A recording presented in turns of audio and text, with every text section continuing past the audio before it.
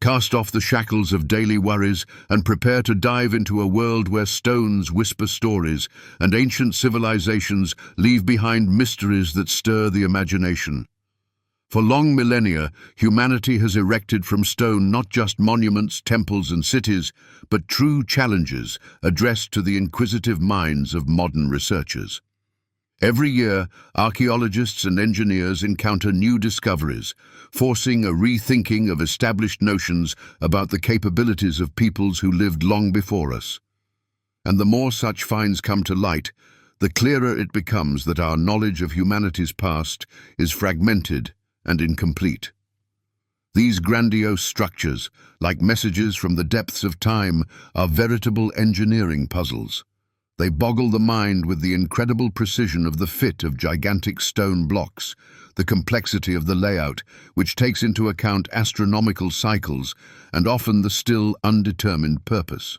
Some of these creations are so monumental and enigmatic that legends arise around them about supernatural forces, lost technologies capable of lifting multi-ton boulders, and even the intervention of extraterrestrial civilizations supposedly helping ancient peoples in their construction projects. In this lecture, we will conduct a detailed analysis of the most common versions and hypotheses associated with these mysterious structures. We will examine both rigorous scientific explanations, supported by the results of painstaking archaeological research, and alternative theories, popular among the general public interested in history and the mysteries of antiquity. This comprehensive approach will allow us to understand why certain versions have become widespread, what arguments are made in their support, and what facts contradict them. We will carefully explore the most famous mysterious structures on the planet, and try to understand how people who did not have modern tools, cranes, and computer modeling at their disposal managed to create true masterpieces of architecture and engineering. We will discuss why there are still no definitive answers to questions about the true purpose and technologies used in their construction with respect to some monuments, and show how, gradually, step by step, many of these mysteries are being resolved thanks to modern scientific methods and experiments that allow us to reproduce ancient technologies. Together, we will embark on a fascinating journey through various eras and continents. We will travel from the mysterious megalithic circles of England, the purpose of which is still debated, to the huge blocks of Baalbek in Lebanon, weighing up to 1,000 tons. We will go to the Göbekli Tepe temple complex, located in modern-day Turkey, which is the oldest known religious structure to date, to the perfect Inca masonry in South America, which amazes the imagination with its precision. We will also consider lesser-known, but no less impressive examples of ancient building craftsmanship, which are rarely mentioned in popular sources, but are of great importance for understanding the technological and intellectual capabilities of our ancestors. We need to find out how ancient societies managed to embody in stone ideas and designs that seem almost impossible to us today. Subscribe to our channel if you haven't already done so. There are many more interesting videos ahead, and we'll continue on. This lecture is dedicated not only to the mysteries of the past, but also to the answers that have already been found. It aims to demonstrate the greatness of human genius and the titanic labor that, thousands of years ago, created structures that are still able to amaze and inspire admiration. We will trace the path from initial guesses and assumptions to scientific evidence and substantiated hypotheses, to better understand and appreciate the incredible achievements of ancient civilizations. Are you ready to embark on a journey where myths intertwine with reality and stones tell their stories? In the south of England, in the heart of the wide and windswept Salisbury Plain, the huge stone pillars rise majestically, forming one of the most famous and mysterious ancient monuments in the world, Stonehenge. This monumental structure, consisting of circular megaliths arranged in strict order, has long been a symbol of the unsolved mysteries of history and a vivid example of the engineering skills of our distant ancestors.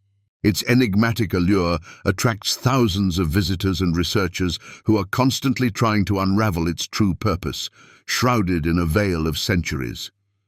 Modern Stonehenge is a complex of large stone columns and floors, forming several concentric closed shapes.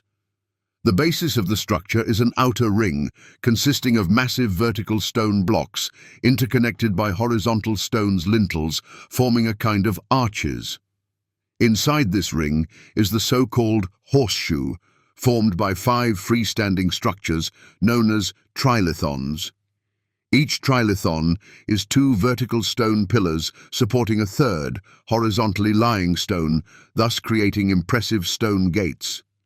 The largest stones of Stonehenge reach a height of approximately 7 meters and weigh up to 25 tons. Imagine these gigantic boulders rising above the plain, like sentinels guarding ancient secrets. Initially, the structure also included a number of smaller stones located inside and around the main elements, as well as additional circles and holes, which probably had ritual or astronomical significance. Unfortunately, some of these elements have not survived to this day, having been lost under the influence of time and weather conditions. Nevertheless, the main structure of Stonehenge has come down to us practically unchanged, allowing us today to admire the engineering genius of its creators. Archaeological excavations and scientific studies of Stonehenge began as early as the 18th century, when the first researchers attempted to document the location of the stones and understand the structure of the monument. However, active and systematic scientific study of this amazing place began in the early 20th century, when archaeology as a science began to take shape and develop. One of the first and most significant archaeological expeditions was the excavation carried out under the leadership of William Hawley in the 1920s. It was Hawley, with his incredible attention to detail, who carefully documented the exact location of each stone, identified important details of their installation, and discovered a number of artifacts that shed light on the life and culture of the people who built Stonehenge. In the mid-20th century, in the period from the 1950s to the 1960s, the famous archaeologists Richard Atkinson and Stuart Piggott joined the research, whose scientific works became the basis of modern archaeology of Stonehenge. Thanks to their painstaking excavations and analysis of the data obtained, it was possible not only to clarify the original appearance of the monument, but also to conclude that Stonehenge was built in stages over a long period of time by several generations of people. The earliest evidence of human activity at the Stonehenge site, discovered during excavations, dates back to approximately the 8th and 7th millennia before the Common Era, indicating that this place was sacred to people long before the construction of the first megaliths. But who were these people, and why did they choose this particular place to build their monumental structure? What made them drag huge stones for dozens of kilometers to install them in strict order, forming a mysterious circle? And most importantly, what was the purpose of this entire grand project? We will try to find answers to these questions in the next chapter. In that distant time, in the territory we know today as England, lived tribes of hunters and gatherers whose lives were closely connected with nature. They roamed the forests and fields, following herds of animals and collecting the gifts of the earth. However, gradually these tribes began to move to a more settled way of life, forming small settlements where people lived side by side, sharing labor and concerns. Later, in the Neolithic era, farmers and pastoralists associated with the archaeological culture called Windmill Hill came to these lands. These people, who had a developed social structure and deep knowledge of seasonal cycles, began to cultivate the land, raise livestock, and build permanent dwellings. It was they, according to most researchers, who began the large-scale construction of the Stonehenge stone complex, around 3100 before the Common Era. Archaeologists identify 3 main stages in the construction of this majestic monument, each of which left its mark on its appearance. The first stage, covering the period from approximately 3100 to 2900 before the Common Era, is associated with the creation of an earthen rampart and moat surrounding the territory of the future stone circle. These earthworks undoubtedly required considerable effort and labor organization. At the same time, the so-called Aubrey holes were dug, representing a circle of 56 deep pits in which perhaps wooden posts or smaller stones were originally inserted, marking the sacred space. These holes, named after John Aubrey, an English antiquarian who first discovered them in the 17th century, still cause controversy among researchers regarding their original purpose.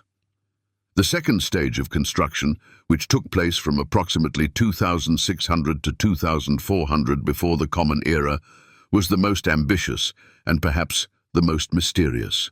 It was at this time, as scientists assume, that the famous blue stones were brought here from Wales, located more than 200 kilometers from the Salisbury Plain. These volcanic rocks, including dolerite, rhyolite and tuff, having a characteristic bluish or grey-blue hue, especially noticeable when wet, were mined in the Preseli Mountains in the west of the island. Imagine the efforts required to extract these relatively small but still massive blocks, transport them over a considerable distance by land and water, overcoming hills, rivers and swamps. The most convincing version is the transportation of stones along rivers on rafts made of wood, and subsequent movement by land using rollers, ropes and levers, which required the coordinated work of a large number of people. In the second stage, the blue stones formed a double ring, which became the basis for the future structure of Stonehenge. The third and final stage of construction, spanning from 2400 to 2000 BCE, definitively shaped Stonehenge's modern appearance, bestowing upon it the monumentality and mystique that so captivate us today. It was during this period that the largest sandstone megaliths were transported to the Salisbury Plain, quarried approximately 19 miles to the north of the monument. These immense stone blocks, weighing up to several dozen tons each, were meticulously worked, transported to the site, and assembled into the outer circle and inner horseshoe of trilithons, which have become Stonehenge's iconic features. The construction involved sophisticated engineering techniques reflecting the advanced state of the ancient builder's art. The blocks retained special protrusions and recesses that allowed for a secure and robust interlocking of the structures, creating a sort of stone construction set capable of withstanding the test of time. The high level of workmanship and the precision with which the blocks were fitted together indicate that the ancient builders were skilled artisans with a deep understanding of the properties of stone and methods of working it, capable of solving complex technical challenges. Thanks to radiocarbon dating and other modern dating methods, such as dendrochronology, the analysis of tree rings, and stratigraphic analysis, the study of soil layers, it has become possible to determine with reasonable accuracy that the main construction phases of Stonehenge were completed by approximately 2000 BCE. While the stones of Stonehenge themselves cannot be directly dated, archaeologists have used organic materials found within key features of the monument, specifically charred wood remains, animal bones, and ash discovered in the Aubrey holes, ditches, trenches, and fills from areas where construction work took place have been analyzed. These materials were undoubtedly left behind precisely during the construction or reconstruction of the monument, and therefore provide a reliable anchor point in time. The radiocarbon method itself is based on measuring the content of the carbon-14 isotope in organic remains. After the death of an organism, this isotope gradually decays, and its quantity reveals how much time has elapsed since the cessation of exchange with the environment. The method's margin of error is generally no more than a few decades, making it particularly valuable in studying monuments from the late Neolithic and Bronze Age. In the case of Stonehenge, it has made it possible to record the sequence of construction phases and refine the chronology of each, including the formation of earthworks, the setting of stones, and subsequent alterations. However, even after the completion of the main construction, Stonehenge remained an important center of life for local communities, as evidenced by numerous archaeological finds, including burials, remnants of celebratory feasts, and traces of ritual activities. Over the past 2 centuries, a multitude of theories have arisen around Stonehenge, sometimes quite extravagant, venturing far beyond the bounds of strict archaeology and science. This monument, shrouded in mystery and surrounded by myths, has often attracted those who sought traces in the past of more powerful civilizations, possessing knowledge and technologies surpassing our own. And many of these ideas were born in the wake of popular literature, esoteric movements, and the desire to imbue ancient objects with special symbolic meaning. Stonehenge, with its majestic stones and enigmatic history, naturally found itself at the center of these theories. One of the most well-known and widespread notions, stirring the imagination, has been the idea of extraterrestrial intervention in the construction of Stonehenge. Such views began to spread from the mid-20th century, especially after the publication of Erich von Däniken's book Chariots of the Gods in 1968. In this and similar works, filled with bold assumptions and not always supported by scientific evidence, Stonehenge is included in a list of monuments allegedly built with the assistance of beings from other worlds, possessing advanced technologies. The argument in favor of this theory is the great mass of the stones, the lack of written descriptions of their installation technology, as well as the complexity of processing and stacking the trilithons, which seems an impossible task for ancient people. But how plausible is this theory? And what other versions exist regarding the purpose and builders of Stonehenge? Let's try to understand this in the next section. It is often concluded that the culture that flourished in the British Isles approximately 5,000 years ago possessed neither sufficient organizational resources nor the necessary technical skills that could rationally explain the existence of such an ingeniously complex, geometrically precise, and incredibly difficult to execute structure as Stonehenge. As an additional argument in favor of this theory, the presence of traces on the surface of the stones is cited, which some authors, relying on their own interpretations, describe as the result of thermal processing, hinting at the use of ancient technologies unknown to us. It is asserted that the surface of the megaliths is fused, polished, or cut using technologies far exceeding the capabilities of the late Neolithic, making it impossible to create them without the aid of a more advanced civilization. There are occasional mentions of the supposedly anomalous strength of the connections between the stone blocks, the perfect uniformity of their laying, and the flawless symmetry of the structure, which, according to proponents of these theories, can only be explained by the use of sophisticated techniques such as special machines or precise mathematical calculations, inaccessible to ancient builders. In such reasoning, the idea of magnetic anomalies, allegedly recorded in the area of the complex, or the strange properties of the stone, indicative of some special effect on it, such as energy processing that altered its structure, often appears. However, rigorous archaeological and engineering data provide a consistent and logical explanation for all these features, dispelling the fog of mystification and bringing us back to reality. The stones of Stonehenge were worked by hand using simple yet effective stone and wooden tools such as wedges, hammers, and abrasive stones. Surface roughness, chips, and polished areas, which some mistakenly take for traces of high-tech processing, are the result of natural weathering from rain, wind, and temperature fluctuations, the rubbing of stones against each other, and subsequent human intervention, including restoration work carried out in recent centuries to preserve the monument.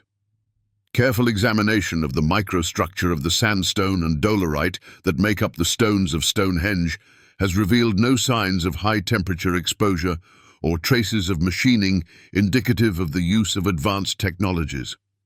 The use of protrusions, recesses, and tight fitting of the stone blocks to each other was based on simple and reliable principles of stability known to many building traditions, allowing ancient builders to create strong and durable structures without the use of any complex mechanisms or calculations. Such engineering solutions do not require the introduction of external technologies, as they are fully explained by accumulated knowledge and experience within the framework of traditional stone construction.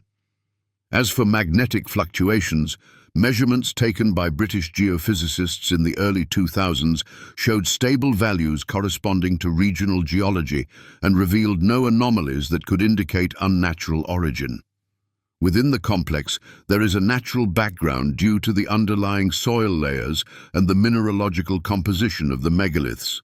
But these values are within the acceptable range and do not form nodes or spikes that could be interpreted as a sign of artificial energy impact or the use of ancient technologies altering the magnetic field. It is also often mentioned that there are supposedly no traces of permanent dwellings in the vicinity of Stonehenge, which is interpreted by some as a hint of the complex's extraterrestrial origin, built by beings who do not need permanent residence on Earth.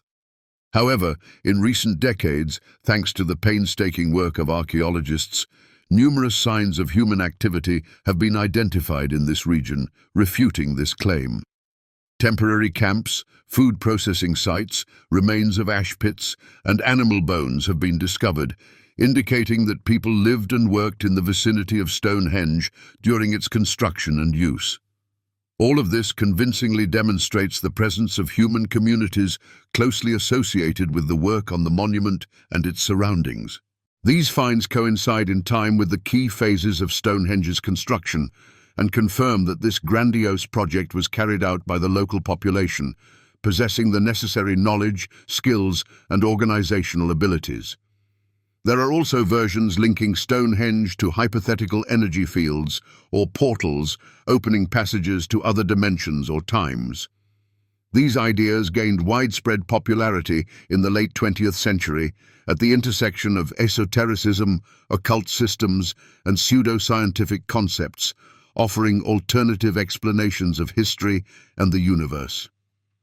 A key element of these theories became the idea of ley lines, straight lines supposedly connecting ancient sanctuaries, burial mounds, and sacred groves, forming a kind of energy network permeating the landscape. The term ley lines was proposed by British writer Alfred Watkins in the 1920s, who described ancient roads built along natural landmarks such as hilltops, water sources, and individual trees. Later, Watkins's followers transformed these lines into the basis for an energy network, in which Stonehenge acts as a focal point for some unknown forces, being the center where these lines intersect. In this context, the stones of Stonehenge become not just building blocks, but structures that affect space, consciousness, and the physical body, altering its energy structure. Some authors describe them as concentrators, activators, and even anchors of temporal or spatial vortices, allowing for time travel or movement to other dimensions. Nevertheless, geophysical surveys conducted across the terrain over the past decades, employing modern equipment and advanced data analysis methods, have revealed no anomalies that could be linked to the presence of energy grids or ley lines. There are no objective indicators suggesting localized changes in the magnetic field, background radiation levels, atmospheric ionization, or the propagation of radiations of an unknown nature. Data is lacking concerning a regular grid of lines that would connect the megaliths of Europe within a clear geometric system, casting doubt on the existence of a unified energy network spanning the continent. Such notions are based not on objective measurements and scientific data, but on subjective interpretations of lines arbitrarily drawn on a map, without regard for the terrain, the chronology of the monuments, or cultural differences between regions. A separate category is represented by hypotheses linking Stonehenge to Hyperborea, a mythical northern land mentioned in the writings of ancient Greek authors such as Herodotus and Diodorus Siculus. According to these views, the megaliths of Stonehenge are echoes of a single ancient civilization that existed long before all cultures known to us and served as a source of wisdom and knowledge. These ideas gained widespread popularity in the late 19th and early 20th centuries, especially among authors who sought to present Northern Europe as the original center of ancient knowledge and the cradle of human civilization. In this logic, Stonehenge is transformed into a temple structure of a vanished Arctic civilization, along with the megaliths of Karelia, Scandinavia, the Caucasus, and the Baltic region, forming a unified network of sacred sites associated with ancient knowledge. However, such comparisons ignore key criteria of archaeological analysis, without which it is impossible to establish a real connection between the monuments. The chronology of construction, methods of stone processing, cultural context, available materials, ritual practices, and architectural language of these monuments differ significantly, which indicates that they were created by different cultures at different times and have no relation to the mythical Hyperborea. So, we have considered various theories related to Stonehenge, from the most rational to the most fantastical. But which explanation is the most plausible? And what did Stonehenge actually represent for the ancient people who built it? Stone complexes similar to Stonehenge, located in the British Isles, predominantly date back to the 4th and 3rd millennia before the Common Era, which indicates their uniqueness and belonging to a specific historical era and culture. Megalithic structures discovered in Eastern Europe and Northern Eurasia belong to completely different time periods and are associated with different economic structures, which precludes their direct comparison or identification. They lack a unified symbolism, a common layout plan, construction methods, and most importantly, there is no compelling evidence of a common origin, suggesting that they were created independently by different peoples.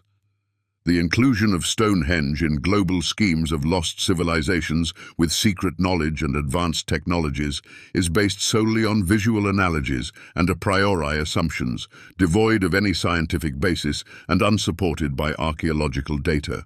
The popularity of such versions is undoubtedly explained by the expressiveness of the images they create, the attractiveness of the idea of lost knowledge that could change our understanding of history, and the desire to contrast dry and, as it seems to many, boring official science with a romantic and exciting alternative full of mysteries and secrets.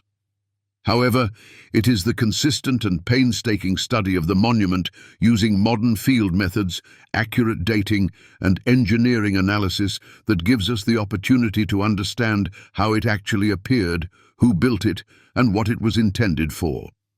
Many features of Stonehenge make sense and find a logical explanation when considered within the framework of the ideas and beliefs characteristic of late Neolithic societies, who lived in close contact with nature and revered their ancestors.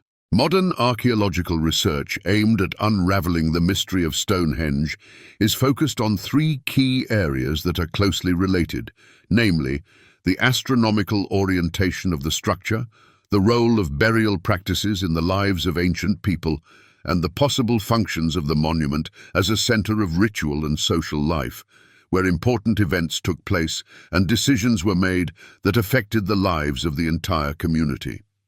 All these aspects are supported by specific archaeological data obtained during excavations and analysis of finds, and represent interconnected elements that reflect the complex and multifaceted worldview of people who lived on Salisbury Plain more than 4,000 years ago. The most obvious and carefully recorded feature of Stonehenge is undoubtedly its precise alignment with the summer and winter solstices, which testifies to the deep knowledge of the ancient builders in the field of astronomy and their close connection with celestial cycles. The main entrance to the circle is oriented so that on the day of the summer solstice, when the sun reaches its highest point in the sky, the solar disk rises directly above the heel stone and illuminates the axis of the complex, creating a spectacular sight full of symbolic meaning. The opposite direction, corresponding to the sunset of the winter solstice, when the sun is at its lowest point, passes exactly through the center of the inner circle, which also indicates a deliberate choice of orientation and a deep understanding of astronomical phenomena. These alignments have been confirmed by numerous instrumental measurements, modeling of the movement of celestial bodies, and careful observations on the ground carried out over many years. They indicate high accuracy in the selection of the axis and suggest the existence of a long tradition of seasonal observations of celestial bodies passed down from generation to generation. Similar astronomical references, indicating the connection between terrestrial and celestial phenomena, have also been found in other megalithic monuments in Britain, from the Kalanish standing stones on the Isle of Lewis to the Ring of Brodgar in the Orkney archipelago, suggesting that orientation to celestial cycles was part of a common system of beliefs in which natural rhythms were linked to calendar rituals, agricultural cycles, and social gatherings. The astronomical accuracy achieved by the ancient builders of Stonehenge is impressive, especially considering that they did not have the sophisticated instruments and technologies available to modern astronomers. However, they undoubtedly possess deep knowledge gained through long-term observation of the sky and recording the position of the sun and moon over decades, and possibly centuries. Such knowledge, based on practice and passed down from generation to generation, allowed them to determine the days of the solstices and equinoxes, as well as other important astronomical events, with astonishing accuracy. Burial finds discovered by archaeologists during excavations play an important role in understanding the purpose of Stonehenge. The earliest elements of Stonehenge, namely the so-called Aubrey holes, contained more than 30 cremation urns, laid in carefully decorated pits arranged in a circle. In total, the remains of at least 100 people were found within the perimeter of the monument, indicating that Stonehenge was used as a burial site for a long period of time. Radiocarbon analysis shows that these burials occurred over approximately 200 years, suggesting that the site was sacred to several generations of people. Isotopic and osteological studies indicate that those buried were predominantly men between the ages of 25 and 40, often with signs of physical exertion and trauma, suggesting their active lifestyle and possible participation in military conflicts. All this indicates the selectivity of those buried. Most likely, those who held a special status in the community, possibly leaders, warriors, or representatives of sacred functions such as priests and shamans, were buried here. The connection between the movement of light observed on the days of the solstice and burial practices suggests the hypothesis of an ancestor cult, which played an important role in the beliefs of ancient people. The sun, making its annual journey across the sky, acts as a symbol of renewal and return, and the burials within the circle, combined with lighting along the axis on the days of the solstice, create the impression of a space where time and memory are combined into a single ritual structure, where the living and the dead meet in a sacred space. Stone structures in this context serve not only as an architectural shell, but also as a means of fixing a worldview model in which life and death are woven into the continuous cycle of nature, where the past, present, and future are closely interconnected. The latest research conducted as part of the Stonehenge Riverside project has revealed another key feature of Stonehenge. The complex is organically integrated into the surrounding landscape, saturated with signs and symbols, which indicates a deep understanding of the surrounding world by the ancient builders and their desire to create a harmonious space that reflects their beliefs and ideas. A few kilometers north of Stonehenge, archaeologists have explored the remains of Durrington Walls, a large Neolithic settlement where there were wooden buildings, traces of mass meals, dwellings, and gathering points, suggesting that this place was an important center of social life for people living in the vicinity of Stonehenge. It is noteworthy that the very location of the posts in Durrington Walls, like those at Stonehenge, is subject to solar orientation, but in the opposite direction towards sunset, which creates a kind of mirror image between the two complexes. This opposition emphasizes the idea of two sides of ritual life: the temporal, associated with everyday affairs and concerns, and the eternal, associated with the memory of ancestors and the spiritual world. During archaeological research, special attention is paid to the techniques used to erect the stones. These techniques provide insight into how ancient builders managed to lift and set multi-ton megaliths without the aid of modern technology. Field excavations have revealed rectangular pits with compacted bottoms designed to hold vertical blocks. Within these pits, traces of wooden supports and stone wedges have been found, which would have secured the megaliths after they were raised. This indicates a well-thought-out system for installation and careful work planning. During the excavation of one of the support sockets, archaeologists discovered fragments of wooden beams and imprints from scaffolding, which made it possible to reconstruct an approximate technology for lifting and installing the stones. According to this technology, the vertical blocks were placed in an inclined position, with the base backfilled with pebbles and clay to provide stability. Then, they were gradually leveled using levers and a system of ropes. Thus, Stonehenge appears to us not as the creation of aliens or representatives of a mythical civilization, but as the result of painstaking work and deep knowledge of the ancient people who lived on the British Isles during the Neolithic period. But why was this particular place chosen for the construction of Stonehenge? And what rituals were performed here over the centuries? The horizontal lintels that complete the structure of Stonehenge were laid using a carefully thought-out system that included the creation of earthen embankments serving as temporary platforms. Also, wooden guides were used to ensure precise positioning, and durable ropes were run through specially carved grooves in the stones. At the ends of the horizontal stones, protrusions are clearly visible, skillfully carved into the stone. These fit into corresponding sockets hollowed out in the vertical blocks, forming a strong and reliable connection. This connection principle convincingly confirms that the architects of Stonehenge sought to create a stable and durable structure capable of withstanding the test of time and to precisely align the elements forming a single harmonious whole.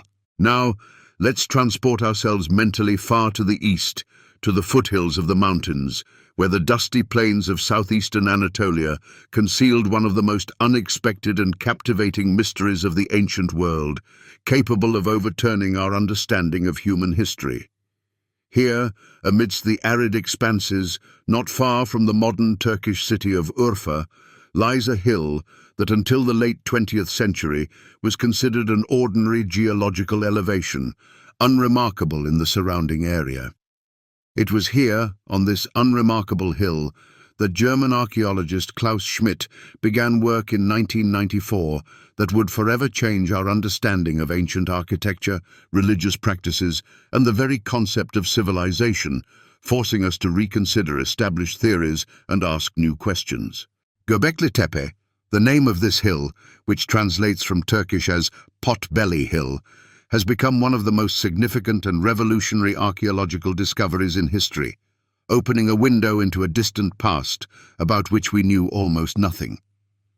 Radiocarbon dating of organic material taken from the construction layers of Göbekli Tepe has determined the age of the complex to be within the 9th or 10th millennium BC, making it the earliest known cult structure in human history, predating all known temples and sanctuaries. Amazingly, it predates the invention of writing, pottery, and settled agriculture, which calls into question the traditional theory that religion and monumental architecture arose after the transition to agriculture and a settled way of life. Göbekli Tepe arose at the turn of an era when hunter-gatherer societies began to transition to a more settled way of life and form stable forms of social organization, making it a unique testament to the transitional period in human history. Archaeologically, this site is associated with an early Neolithic community that existed in the Levant and Upper Mesopotamia, which was distinguished by a high degree of organization and a complex social structure.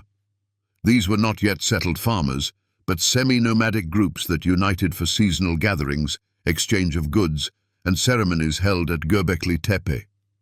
The place on the hill was used precisely as a sanctuary, as evidenced by its unique structure and the absence of traces of economic activity.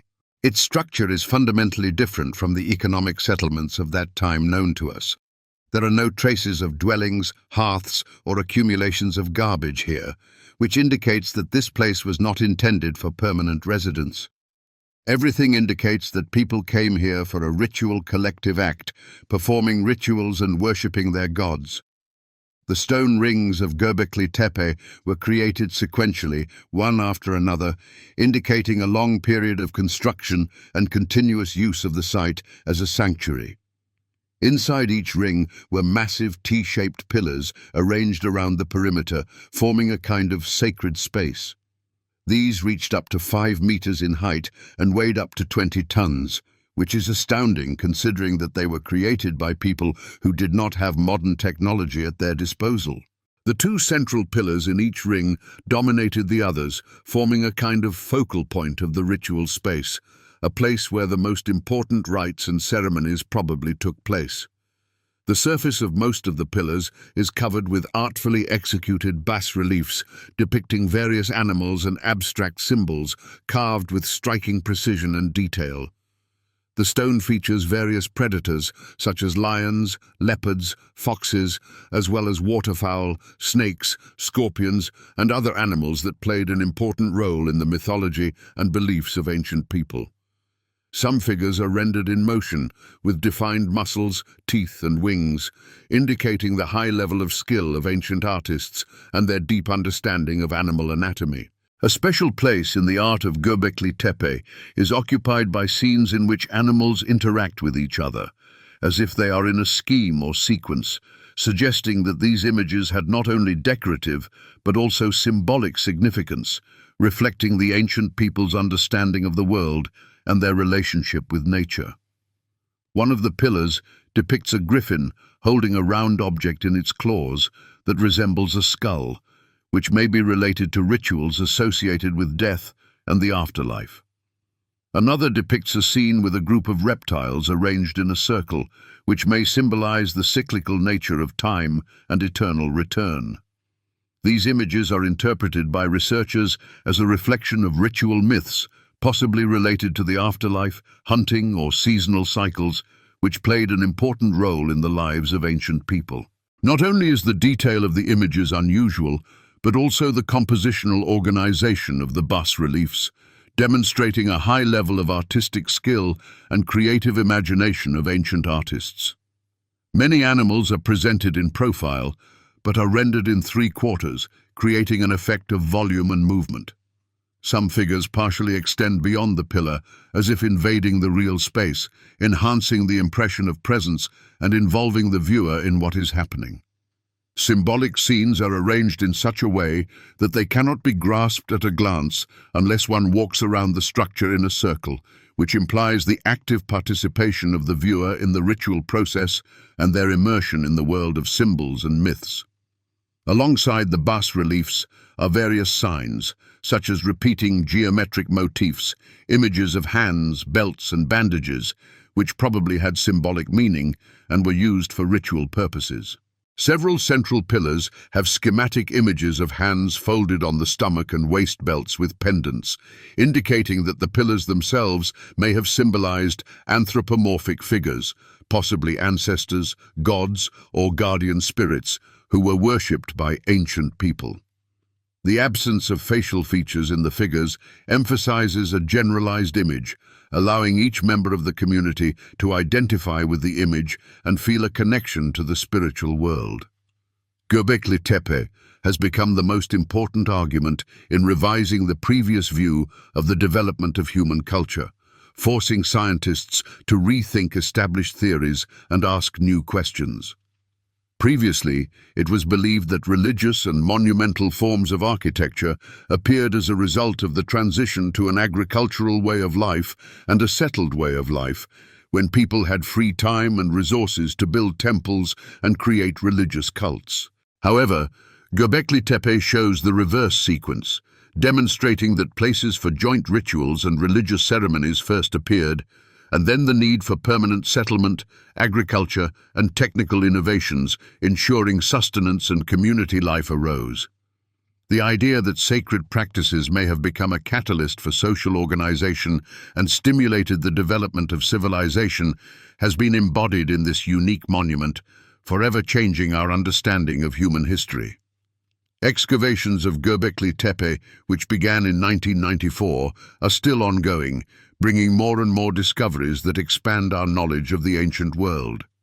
To date, only 4 rings out of the estimated 20 have been uncovered, suggesting that many more amazing discoveries await us in the future. The remaining rings are still hidden beneath the artificial mound formed by the builders themselves, adding to the mystery of this amazing place. The unusual antiquity of Göbekli Tepe, the monumentality of its construction, and the absence of traces of economic activity within its boundaries have become the basis for a whole wave of speculative theories attempting to explain the origin and purpose of this mysterious complex. The emergence of this complex in the 10th millennium BC gives many researchers and the general public a sense of incongruity, as it does not fit into the generally accepted picture of the development of human civilization. How could hunter-gatherers, living without metals, ceramics, and sustainable agriculture, create something so grandiose and symbolically rich that it surpasses in its scale and complexity all the structures of that time known to us? Who were the people who built Göbekli Tepe? What rituals did they perform there? And what made them bury this magnificent complex underground? This tension between the conventional narrative of history and the stark archaeological reality presented by Göbekli Tepe has spawned alternative theories, viewing the structure not as the creation of hunter-gatherers, but as a relic of a vanished culture linked to more ancient and supposedly lost civilizations possessing advanced knowledge and technologies.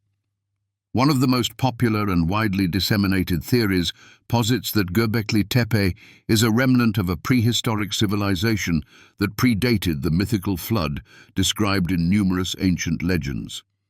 This idea gained considerable traction thanks to the books of the renowned British author Graham Hancock, particularly his work titled Magicians of the Gods, in which he claims that the stone pillars of Göbekli Tepe hold messages from a highly developed culture destroyed by a global catastrophe approximately 12,000 years ago, at the end of the last ice age.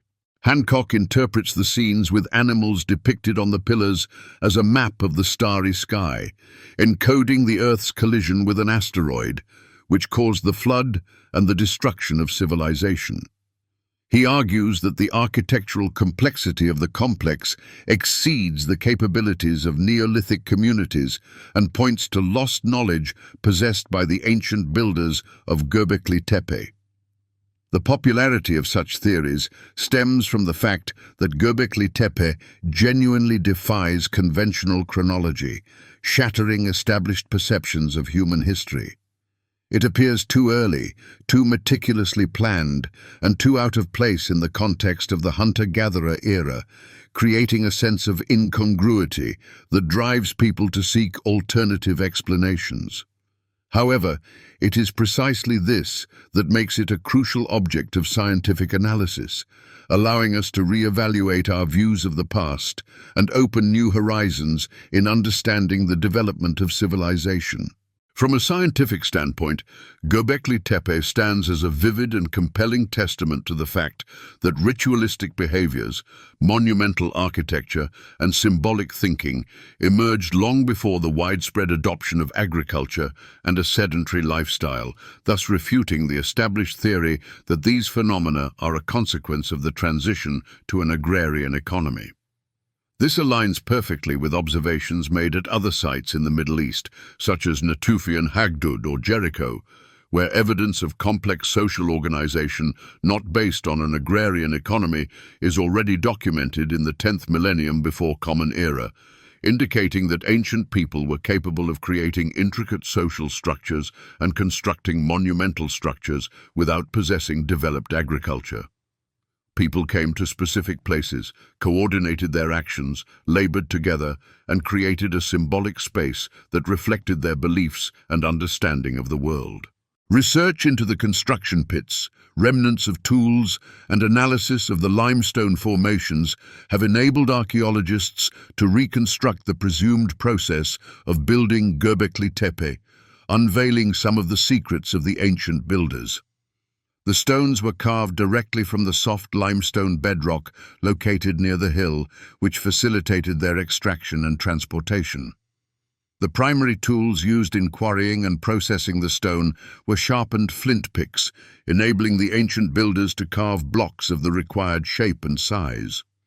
The processed stelae were moved by dragging them, using skids and wooden rollers, which required the coordinated work of a large number of people and the use of a system of levers and pulleys.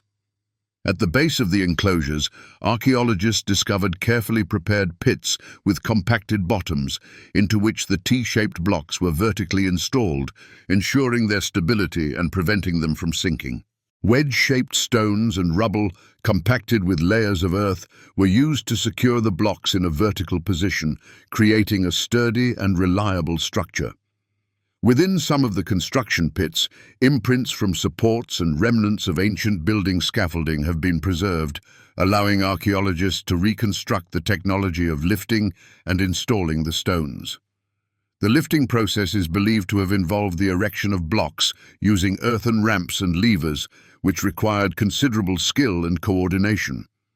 After completion of the work, the earthen slopes were cleared and the base was compacted, giving the structure a finished look and ensuring its stability. The central stelae were installed first, followed by the outer ones in a circle, ensuring symmetry and structural integrity. The symmetry, proportions, and orientation of all elements of Göbekli Tepe indicate the precise calculation and profound knowledge of geometry and architecture possessed by the ancient builders. The distance between the stelae is consistent, the height is regulated, and the internal structure is repeated from enclosure to enclosure, indicating the existence of a planning scheme and a collective knowledge of space passed down from generation to generation. Now, let's embark on another thrilling journey through space and time, transporting ourselves to the mountainous valley of the eastern Mediterranean, where stones stand majestically above the Levantine plain, becoming symbols of the impossible and challenging our understanding of ancient technologies. Here, in the territory of modern-day Lebanon, a platform was erected in ancient times that is still considered one of the most enigmatic engineering projects of the Roman world, captivating the imagination with its scale and construction complexity. We are referring to the Temple of Jupiter in Baalbek, a monumental complex whose size and structure continue to inspire awe and spark debate among scientists and researchers. The Temple of Jupiter is a grand Roman-era structure, erected in the mid-1st century Common Era during the reign of Emperor Nero. Its columns are striking in their scale. Their height reaches almost 20 meters, and the pedestal on which they stand remains an object of intense debate and discussion today, as its construction and origin raise numerous questions. The reason for these disputes lies in the 3 colossal stones embedded in the foundation of the temple's platform, known as the trilithons of Baalbek. Each of these stones weighs approximately 800 tons, which is comparable to the weight of several modern locomotives, and each trilithon measures almost 20 meters in length, exceeding the length of most buses. These stones are located in the 3rd, uppermost tier of the sub-platform foundation, making the question of their placement particularly significant for understanding ancient engineering and the technologies that were used in the construction of this gigantic structure. The origin of these blocks and the technology of their placement have been debated for centuries, with various theories and hypotheses being put forward, ranging from the plausible to the utterly fantastical.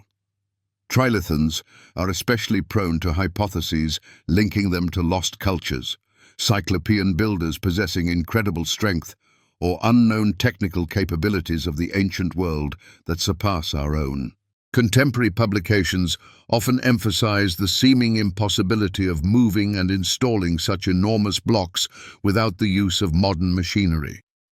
How could people without modern cranes and lifting devices have moved such blocks a distance of almost a kilometer, raised them to a height of about 7 meters, and installed them with high precision, creating a strong and stable platform for the temple? However, archaeological evidence shows that the mystery of the trilithons becomes less enigmatic if we carefully examine both the platform itself and the technologies used in antiquity for the construction of similar structures. First and foremost, the trilithons are part of the so-called sub-platform foundation of the Temple of Jupiter and are located in its western part, forming a section of the wall supporting the upper platform. They are laid in a single horizontal row and are tightly connected to each other, creating a monolithic wall capable of withstanding enormous loads. These blocks are processed from limestone, extracted from a quarry located approximately 800 meters from the temple, which significantly facilitated their transportation. But how exactly did the ancient builders move and install these gigantic blocks? And why did they choose limestone for the construction of the temple? In the immediate vicinity of the temple complex, in the same quarry where the stone for the construction of Baalbek was extracted, another gigantic block was discovered, known as the Stone of the Southern Pregnant Woman, whose mass exceeds 1,000 tons, making it one of the largest monolithic blocks ever created by humans. And quite recently, in recent years, archaeologists have discovered a second, even larger block next to it, with an estimated weight of approximately 1,200 tons, exceeding the weight of the Stone of the Southern Pregnant Woman, and posing new questions for researchers. This second block also remained in the rough-hewn state and gives us invaluable insight into the scale of the planned construction work and the grand designs of ancient architects. Traces on the surface, the direction of the cleavages, and the features of the separation from the massif indicate that the blocks were separated from the rock gradually, using a laborious but effective technique that involved creating undercuts using chisels, levers, and slowly expanding channels filled with water, which, upon freezing, expanded and fractured the stone. A similar technique, based on the use of simple tools and physical principles, is described in other regions of the ancient world, including Egypt, where blocks weighing over 100 tons were moved along inclined platforms using wooden rollers and a large amount of manpower. In the case of Baalbek, researchers suggest that the trilithons were transported along a carefully leveled stone road, created specifically for this purpose, using sledges, log rollers, and a large amount of human power, organized and directed by experienced engineers and builders. The question of how stones of such mass could be raised to a height of several meters and installed with such high precision is of particular interest. Archaeologists believe that the blocks were laid not from the bottom up, but using a filled-in platform, which greatly facilitated the lifting and installation process.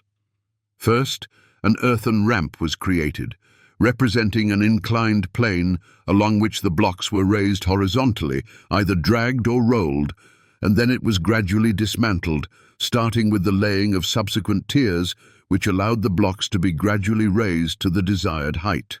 This technique is well known from similar structures in the ancient world, where embankments, wooden scaffolding, and lifting blocks with a system of ropes and counterweights were used for the construction of columns and arches.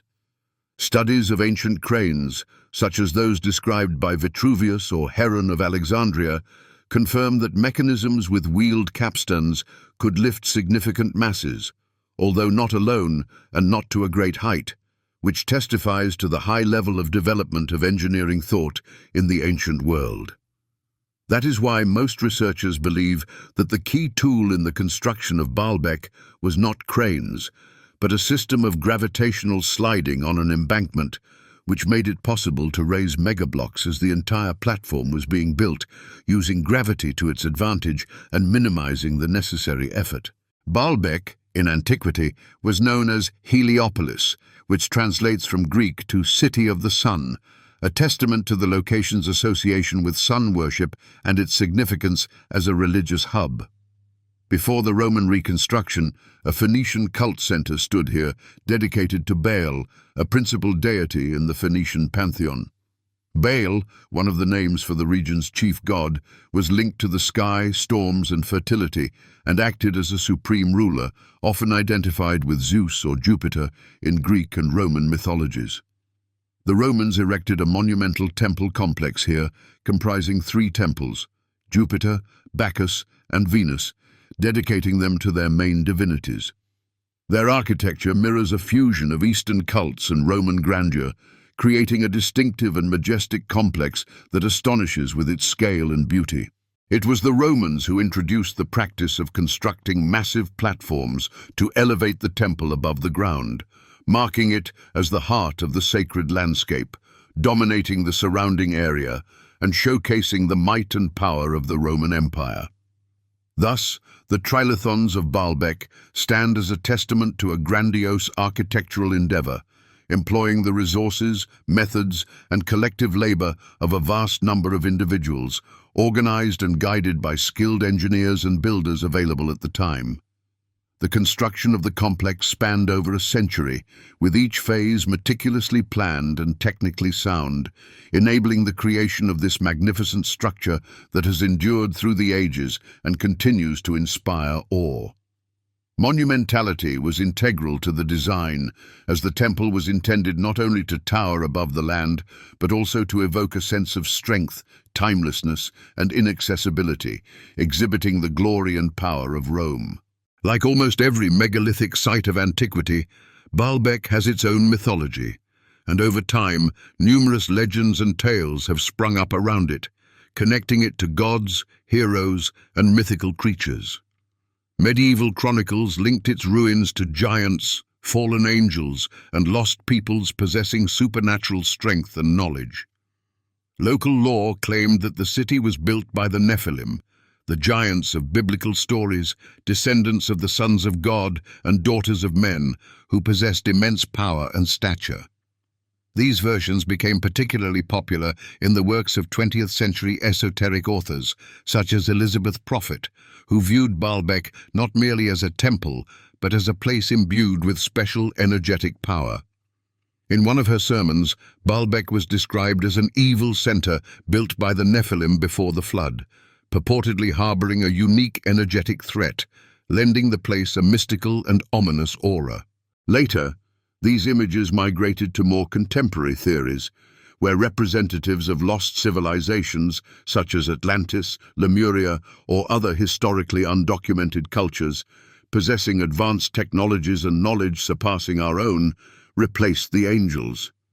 Imagination ventured even further into the realm of technology, leading to the belief that the megalithic blocks of Baalbek might have been lifted using anti-gravity or some unknown energy, enabling the overcoming of gravity. Among the authors who contributed most significantly to this line of interpretation is Zecharia Sitchin, known for his theories about the extraterrestrial origins of humanity. In his book, The End of Days, he asserted that Baalbek was used as a landing platform for the Anunnaki, an extraterrestrial race based on Sitchin's interpretation of Sumerian mythology. According to his version, the giant platform of Baalbek was created before the advent of humans to service the flying ships of aliens, giving the place an even more fantastic and surreal appearance. However, neither archaeological, textual, nor engineering data supports such an interpretation, and it remains merely a figment of the writer's imagination. Alongside engineering explanations based on scientific data and archaeological findings, Baalbek has become the focus of pseudo-scientific literature, offering alternative theories that lack any foundation. In addition to Sitchin, David Childress promoted ideas about supposedly applied unknown technologies, suggesting that the stones of Baalbek were cast in place using a process of softening limestone, allowing ancient builders to create blocks of any shape and size. Common to all these versions is the absence of experimental or material evidence, rendering them scientifically untenable.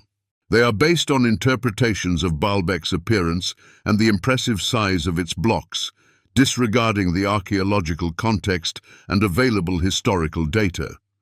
So, we have explored various theories related to Baalbek, from the most rational to the most fantastical.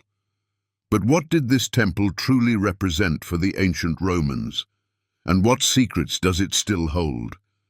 However, none of these versions is accompanied by any material or documentary evidence to confirm their veracity, making them scientifically untenable. Everything known about Baalbek to date coalesces into a logical and verifiable picture based on archaeological discoveries, historical documents, and engineering calculations, in which the technologies of its time take precedence, laborious, requiring collective effort, but entirely comprehensible and explicable. Modern researchers have put forward several viable engineering hypotheses explaining the technology of laying the trilithons, drawing on knowledge of ancient Roman construction technologies and using the results of archaeological investigations conducted on the temple complex grounds. The most well-founded hypotheses rely on the experience of ancient construction in Rome, Alexandria, and Jerusalem, where inclined ramps, sliding platforms, and block systems were actively used to move and lift heavy loads.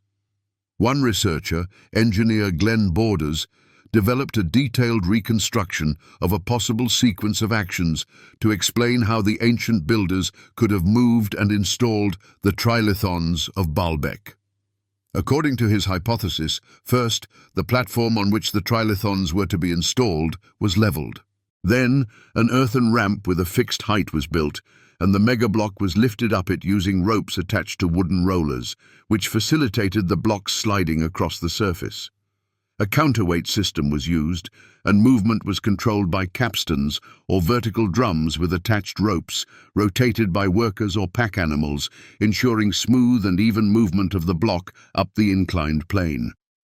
This approach could ensure even movement, even with a mass of over 500 tons, if the load was distributed across the entire plane, which avoided distortions and damage to the block. Borders conducted a series of engineering calculations and created scale models demonstrating precisely how the transport and lifting of such blocks could have been carried out using known ancient technologies and materials. His work has been widely disseminated in engineering and historical popular publications and is based on data from other ancient sites where similar technologies were used. The methodology proposed by Borders fits into known ancient construction principles and is supported by the technical parameters of the site in Baalbek, such as the presence of a stone road leading to the quarry and the remains of an earthen embankment used to lift the blocks. The successful experience of such lifts is confirmed in other projects implemented in ancient Rome and other regions of the world. For example, the Romans, who erected obelisks, moved multi-tiered columns, built aqueducts and triumphal arches, where the weight of individual blocks reached hundreds of tons, successfully applied similar technologies and methods, demonstrating their high level of engineering skill. Baalbek itself fits into this series of grandiose construction projects implemented during the Roman Empire and is not something unique or inexplicable. Its structure, proportions, and construction techniques fully correspond to the late Roman period, and there is no reason to believe that any unknown technologies were used in its construction. The stones were processed with familiar tools, and the form of the masonry is similar to other eastern provinces of the Roman Empire, indicating that the builders of Baalbek used the same methods and technologies as their colleagues in other regions. Many elements of the ornamentation, architectural forms, and principles of composition echo temples in the Middle East, especially complexes in Byblos, Palmyra, and Gerasa, suggesting cultural exchange and the influence of local building traditions on Roman architecture. Local construction traditions and Roman practice came together here, resulting in an ensemble that surpasses many metropolitan structures in scale and is one of the most impressive monuments of the Roman Empire. Continuing our captivating journey through the most discussed ruins of antiquity, we move to South America, to the arid high-altitude plateau of Altiplano, where a mystery, hiding among the stones, has become a challenge for archaeologists and a favorite playground for proponents of alternative history, offering the most incredible theories and hypotheses. This concerns Pumapunku and Tiwanaku, two parts of an ancient ritual center located in modern-day Bolivia, near Lake Titicaca. These structures have become symbols of unusual stonework, precise geometry, and fierce debates surrounding the technologies of pre-Columbian civilizations, prompting researchers and ordinary people alike to question the capabilities of ancient builders. Tiwanaku is an archaeological zone located on the southeastern shore of Lake Titicaca, the highest navigable lake in the world. This complex is considered the center of the culture of the same name, which existed from the beginning of the first millennium BC to approximately the 11th century AD, leaving behind a rich heritage that testifies to the high level of civilization's development. The Tiwanaku culture is one of the early Andean civilizations that developed in the highlands of the Altiplano, in the harsh conditions of high altitude, where a lack of oxygen and extreme temperatures created serious difficulties for life and agriculture. Its representatives mastered complex agricultural technologies, including raised fields and irrigation canals, which allowed them to grow crops in these difficult conditions, and built large ceremonial complexes oriented towards astronomical phenomena, which testifies to their deep knowledge of astronomy and their close connection with natural cycles. Archaeological finds testify to the development of metallurgy, ceramics, and trade relations, covering territories as far as the Pacific coast, which speaks to the high level of development of the economy and trade in the Tiwanaku culture. The Tiwanaku society formed a sustainable agricultural system, developed complex engineering structures, and created large-scale ritual centers, testifying to the high level of development of civilization and its ability to organize and mobilize resources for the implementation of large-scale projects. Here, the foundations, walls, and gates made of giant stone blocks weighing up to several tons have been preserved, which amazes the imagination and makes one wonder how ancient builders could move and install such huge blocks without the use of modern technology. The most famous part of Tiwanaku is the monolithic Gate of the Sun, with an intricately carved image of a deity surrounded by winged figures, symbolizing their religious beliefs and understanding of the world. This object is often referred to as a key element of Andean cosmogonic myths. The Tiwanaku civilization's traditions and symbolizes their understanding of the universe. About 1 kilometer, or just over half a mile, south of the main Tiwanaku complex lies Pumapunku, which translates from the Quechua language to the Gate of the Puma, adding to the site's enigmatic and mystical aura. This is a low stone platform scattered with unusual blocks featuring straight angles, even edges, and grooves that ignite the imagination with their geometric precision and intricate shapes. Most notable are the so-called H-shaped blocks, elements that appear specifically designed to interlock, forming a sturdy and stable structure. Their surfaces showcase remarkably smooth finishes, even seams, right angles, and symmetrical indentations, creating the impression that they were manufactured using modern technology. The weight of some of the Pumapunku blocks exceeds 100 tons, inspiring both awe and bewilderment as to how ancient builders could have moved and positioned such massive blocks without the aid of modern cranes and lifting equipment. These features have fueled numerous hypotheses suggesting the use of machinery or other advanced stoneworking techniques, as well as extraterrestrial intervention, solidifying Pumapunku's reputation as one of the most mysterious places on Earth. However, a detailed examination of the Pumapunku blocks reveals that the visual accuracy and perfection we see in photographs and popular videos is largely an illusion created by optical effects and lighting. The photographs and popular videos emphasize the external symmetry and strict form of the blocks, creating the impression of perfect precision. But upon closer inspection, the blocks are not as perfectly smooth as they initially appear. Lines are slightly offset, grooves vary in depth, and edges bear traces of manual chiseling, indicating that they were crafted using hand tools and techniques. Angles that appear to be right angles are, upon measurement, found to be off by several degrees, further confirming that the blocks were not produced using machines or precise templates. All of this points to the use of on-site fitting, in other words, sequential grinding and adjustment after initial placement, which allowed ancient builders to achieve the visual effect of a smooth and precise structure without resorting to machining or modern technology. This method required great patience, skill, and the coordinated efforts of a large workforce. The idea of a so-called ancient summer persists, claiming that the Pumapunku complex is far older than existing estimates suggest, potentially reaching 15 or 20,000 years. making it one of the oldest structures on Earth. This theory relies on interpretations of the ruins' alignment with stars, or on unproven climatic assumptions, rendering it scientifically untenable. Additionally, some publications assert that Pompeii is a site of the Anunnaki, or a center of the Hyperboreans, a legacy of a lost world civilization possessing advanced technologies and knowledge. Such ideas have gained traction thanks to authors like Erich von Däniken, who argued that the shape and construction of the Pompeii objects could not have been created by pre-Columbian civilizations without outside assistance, and that they are evidence of extraterrestrial intervention in human history. As a further argument, some point to images found on individual stelae and stones within the complex, which, according to proponents of these theories, contain encoded messages from aliens. Among these images are figures with large eyes, surrounded by symbols resembling helmets or halos, fueling speculation about ancient astronauts who visited Earth in the distant past.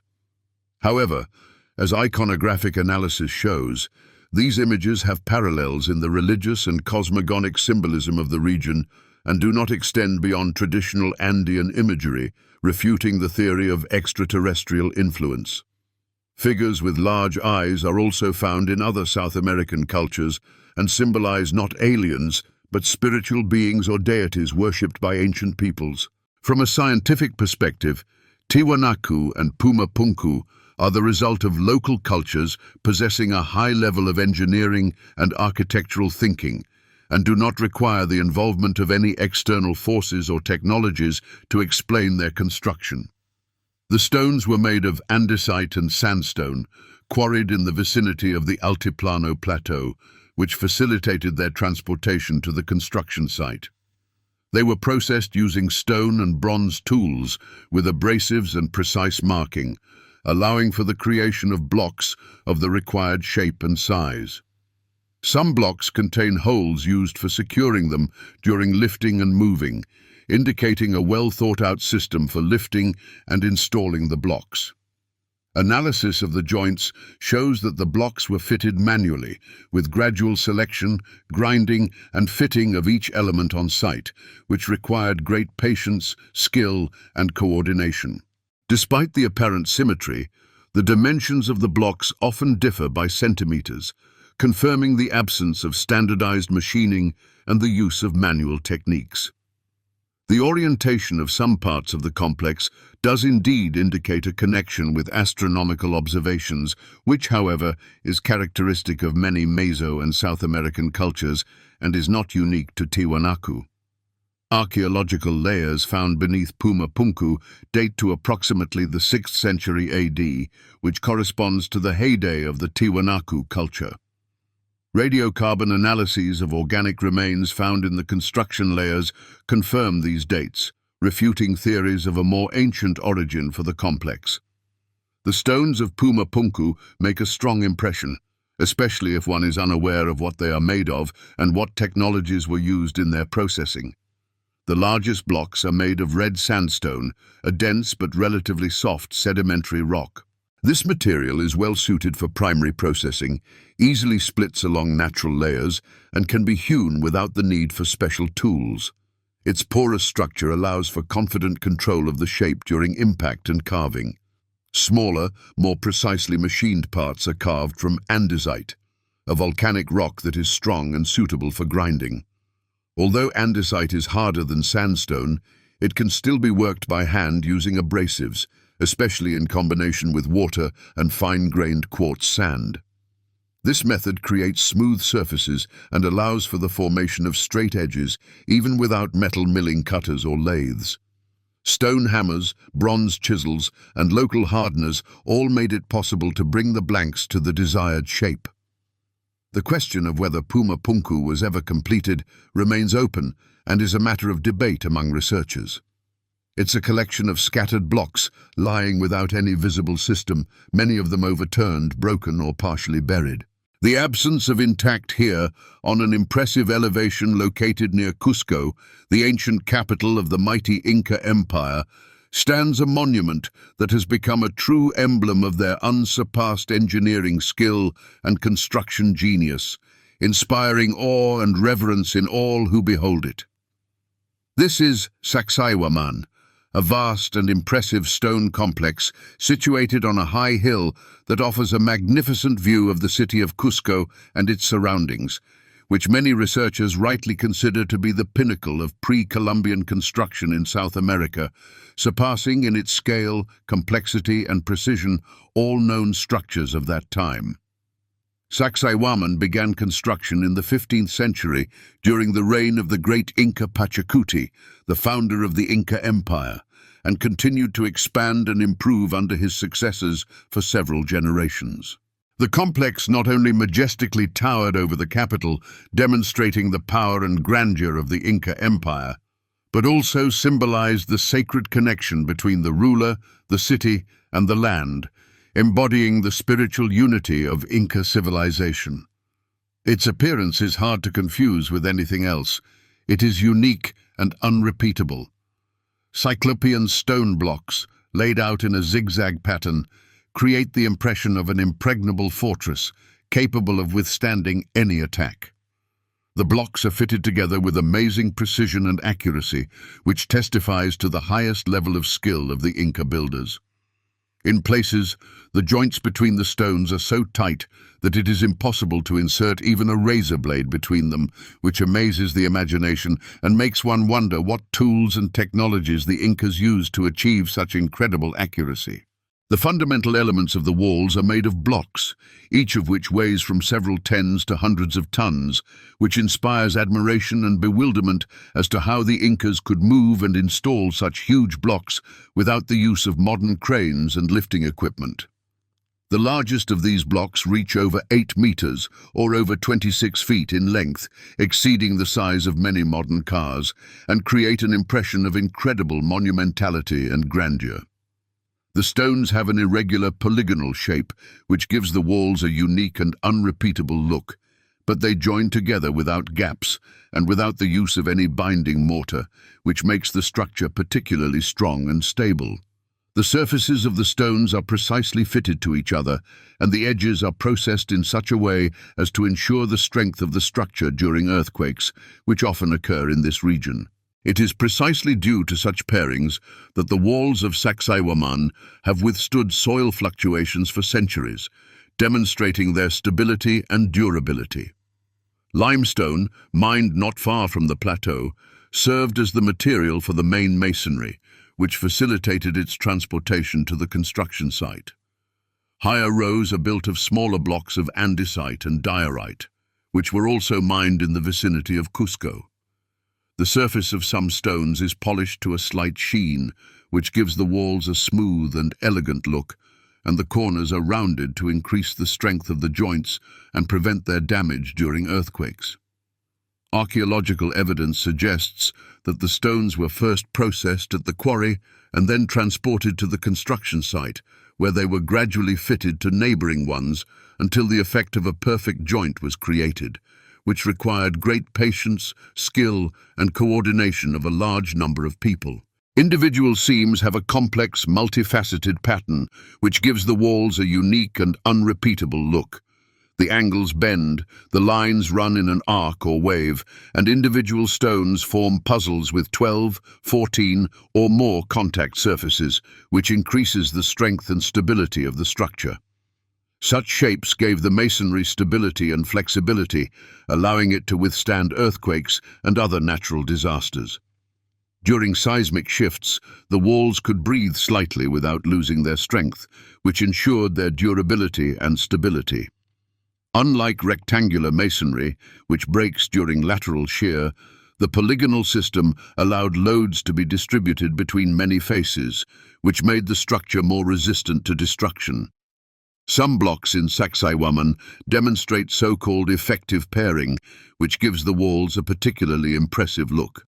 This is when one stone seems to cut into another or flows around its contour, which creates the impression that the stones were deformed or melted.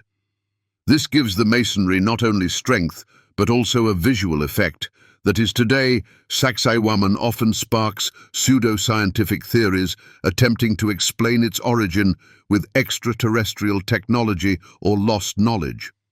However, traces of polishing, remnants of guide grooves, and elements of unfinished processing discovered by archaeologists on many stones demonstrate a sequence of actions typical of well-organized stone carving, rather than technologies of unknown origin, thereby refuting the theory of extraterrestrial intervention. Sacsayhuaman is part of a larger complex that appears to have had both defensive and ritual significance, playing an important role in the life of the Incan Empire. The central part of the complex consisted of 3 levels of terraces, which were powerful defensive structures, and at the top were towers and temples, which gave the complex religious significance.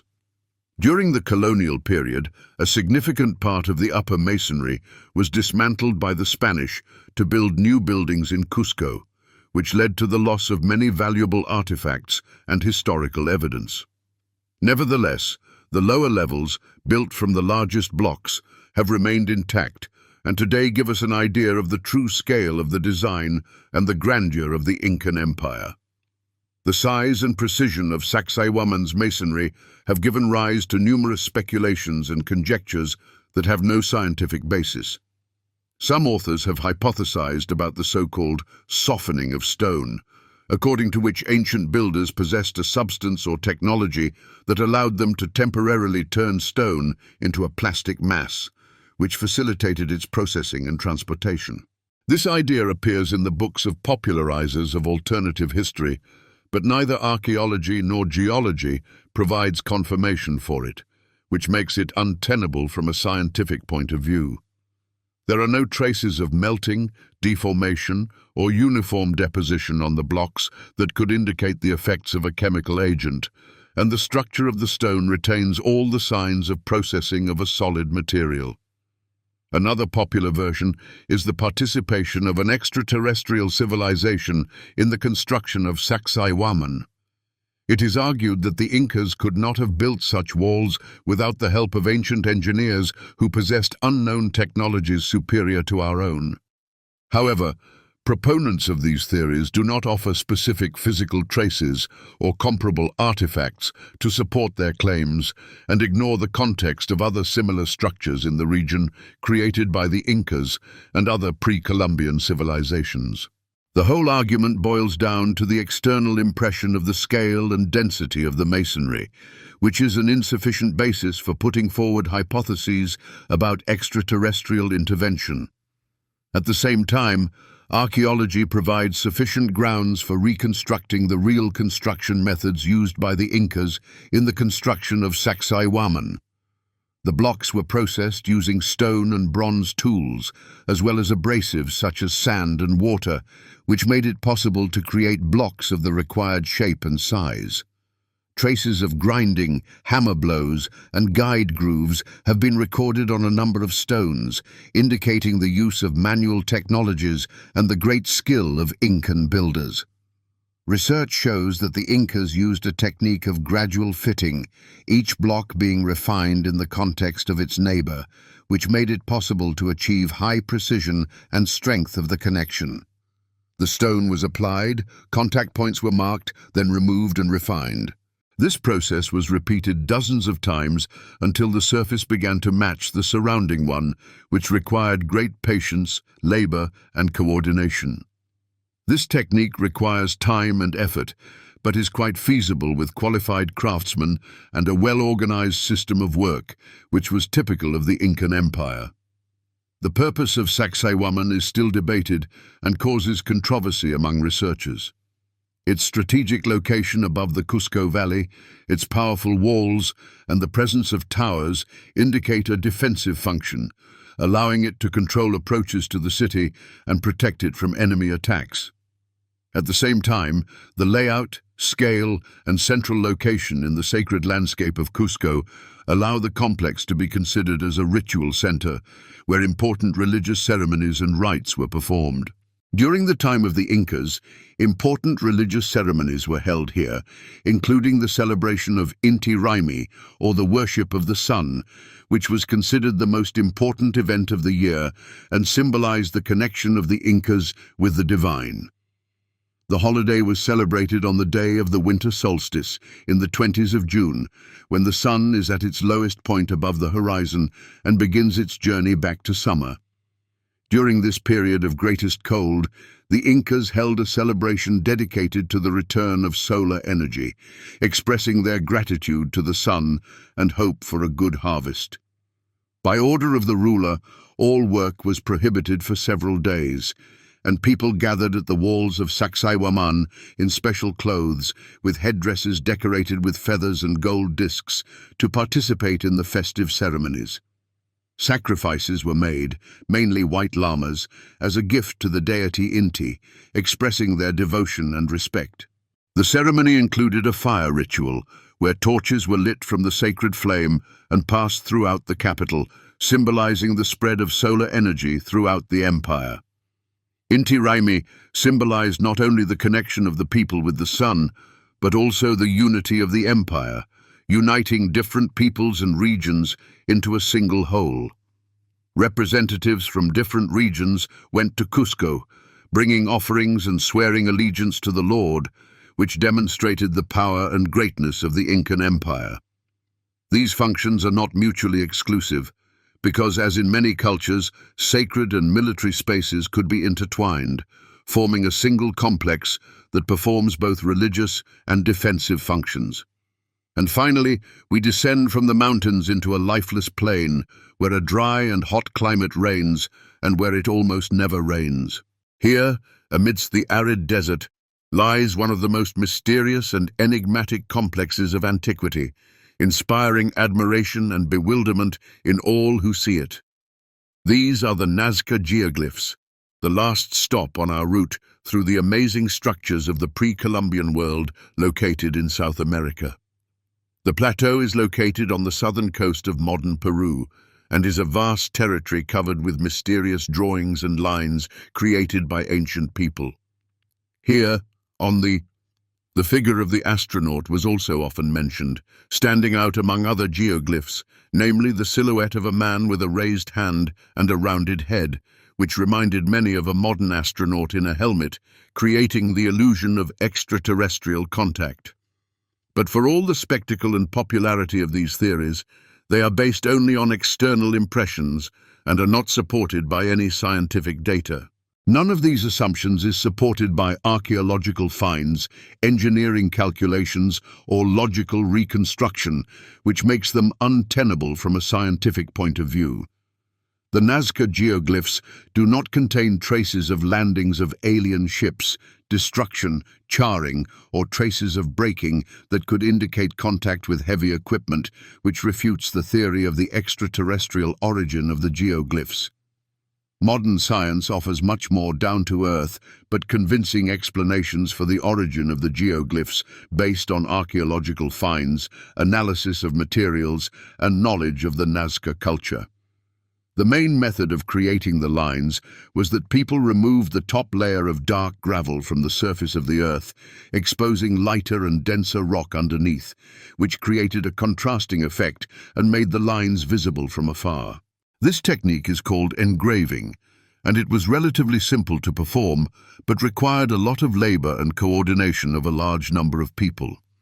The stones were thrown aside, forming a clear outline, which formed the drawing or line.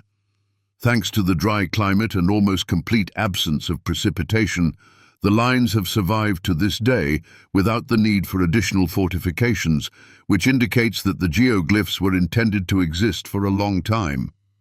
Additional persuasiveness is given by the fact that a similar technique was used in other regions of the world, such as the deserts of Australia, the Middle East, and North Africa, where similar in technology but less extensive geoglyphs have been discovered, which confirms that this was a widespread practice in the ancient world. It is also known that in the Nazca culture there was a developed system of underground aqueducts and ritual spaces, which indicates the engineering organization and complex social structure necessary for the implementation of such a large-scale project as the creation of geoglyphs. The dating of the lines is based on the analysis of organic materials found near the geoglyphs, as well as on comparison with the cultural layer of neighboring settlements, which allows determining the time of their creation. Most of the images date back to the period between the 5th century BC and the 5th century AD, which corresponds to the time of the flourishing of the Nazca culture. Some of them may have been started even earlier, during the time of the Paracas culture, and later supplemented and refined by the Nazca people, which indicates the continuity of cultures and the development of the art of geoglyphs over a long period of time. Some figures, according to scientists' assumptions, are related to astronomy, which indicates the deep knowledge of Incan astronomers. The lines could coincide with the rising of the sun or moon on certain days of the year, marking important dates in the agricultural calendar, and the images of stellar animals could correspond to elements of mythology associated with celestial bodies. Nevertheless, unlike pseudo-theories, no scientific hypothesis claims universality, and scientists recognize that geoglyphs most likely perform different functions at different times, and their meaning could change depending on the ritual context and historical events. The most well-founded scientific version is related to the religious beliefs of the Nazca people, who worshipped the gods of nature and believed in the magical power of rituals. In an arid climate, where water was the most important factor for survival, many of the Nazca culture's rites were aimed at ensuring rain and fertility, and geoglyphs may have been part of these rituals. Geoglyphs may have been part of rituals to worship gods associated with water and the sky, expressing gratitude for the gifts of nature and asking for well-being. The scale of the lines, their precise orientation, and visibility from a height, according to a number of researchers, symbolized an appeal to the deities inhabiting the sky, urging them to bless the earth and ensure a good harvest. Some images may have represented spirits of nature or specific mythological creatures worshipped by ancient people. The figures served as a kind of offering or prayers on the earth, addressed upwards to the gods living in the heavens. This explains why a significant part of the geoglyphs was not intended to be perceived from ground level. Their addressee was not people, but the gods to whom prayers and requests were addressed. The geoglyphs are just one facet of the rich cultural heritage left by the Nazca civilization, which thrived in this region for centuries.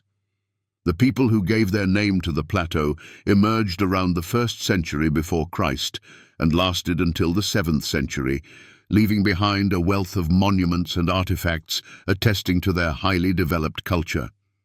They succeeded the earlier Paracas culture, known for its textiles, elaborate burials, and the art of trepanation, specifically the surgical removal of a fragment of the skull bone, demonstrating a high level of medical science and practice. Mummified remains show evidence of both trepanation and deliberate head deformation, especially in men buried with ritual pottery, suggesting complex rituals and ceremonies associated with life and death.